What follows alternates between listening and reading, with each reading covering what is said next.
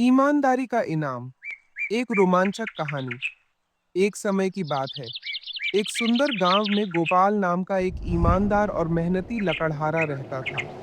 वह रोज सुबह जल्दी उठता, अपनी कुल्हाड़ी कंधे पर रखता और जंगल में लकड़ियां काटने चला जाता। दिन भर मेहनत करने के बाद वह लकड़ियों का गट्ठर बनाता और उसे बाजार में बेचकर अपने परिवार का पेट पालता। गोपाल का छोटा सा घर था, जिसमें उसकी पत्नी और दो छोटे बच्चे रहते थे।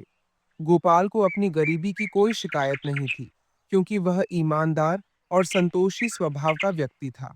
एक दिन गोपाल रोज की तरह जंगल में लकड़ियां काटने गया, लेकिन आज वह पहले से ज्यादा दूर निकल गया। चलते चलते वह एक नदी के किनारे पहुंचा, जहां एक बहुत बड़ा और घना पेड़ खड़ा था। उसने सोचा, अगर इस पेड़ की कुछ सूखी टहनियां काट लूं, तो आज ज्यादा लकड़ी मिल जाएगी और अच्छी कमाई भी हो जाएगी। यह सोचकर गोपाल पेड़ पर चढ़ गया और अपनी कुल्हाड़ी से एक डाल काटने लगा। लेकिन जैसे ही उसने कुल्हाड़ी से पहला वार किया, उसका संतुलन थोड़ा बिगड़ गया और कुल्हाड़ी उसके हाथ से छूटकर नदी में जा गिरी। गोपाल घबराकर जल्दी से पेड़ से नीचे उतरा और नदी के किनारे जाकर कुल्हाड़ी को देखने लगा। पानी गहरा था, कुल्हाड़ी डूब चुकी थी।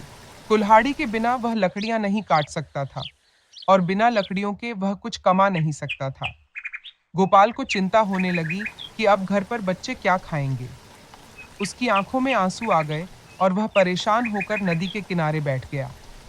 तभी अचानक नदी में से एक दिव्य रोशनी निकली और देखते ही देखते एक पारी प्रकट हुई। उसका चेहरा चंद्रमा की तरह चमक रहा था और उसके हाथ में एक सुनहरी छड़ी थी। गोपाल ने इतनी चमत्कारी घटना पहले कभी नहीं देखी थी।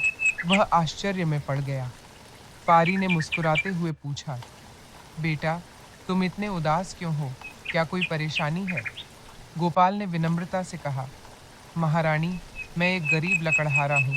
रोज जंगल में लकड़ियाँ काटता हूँ और बेचकर अपना जीवन यापन करता हूँ। लेकिन आज मेरी कुल्हाड़ी नदी में गिर गई। अब मैं लकड़ियाँ नहीं काट पाऊंगा और मेरा परिवार भूखा रह जाएगा। पारी ने स्नेहपूर्वक कहा, चिंता मत करो, मैं तुम्हारी कुल्हाड़ी खोज कर लाती हूँ। पारी ने नदी में डुबकी लगाई और जब वह बाहर आई तो उसके हाथ में एक चमचमाती सोने की कुल्हाड़ी थी। उसने गोपाल से पूछा, क्या यह तुम्हारी कुल्हाड़ी है? गोपाल ने कुल्हाड़ी को गौर से देखा। वह बहुत सुंदर थी, लेकिन वह जानता था कि यह उसकी नहीं थी। उसने ईमानदारी से कहा, नहीं महारानी, यह मेरी कुल्हाड़ी नहीं है। मेरी कुल्हाड़ी लोहे की थी। पारी ने फिर से नदी में डुबकी लगाई और इस बार वह चांदी की कुल्हाड़ी लेकर बाहर आई। उसने फिर पूछा, क्या यह तुम्हारी कुल्हाड़ी है? गोपाल ने फिर सिर हिलाते हुए कहा, नहीं महारानी, यह भी मेरी कुल्हाड़ी नहीं है। अब पारी तीसरी बार नदी में गई और इस बार जब वह बाहर आई तो उसके हाथ में एक साधारण लोहे की कुल्हाड़ी थी।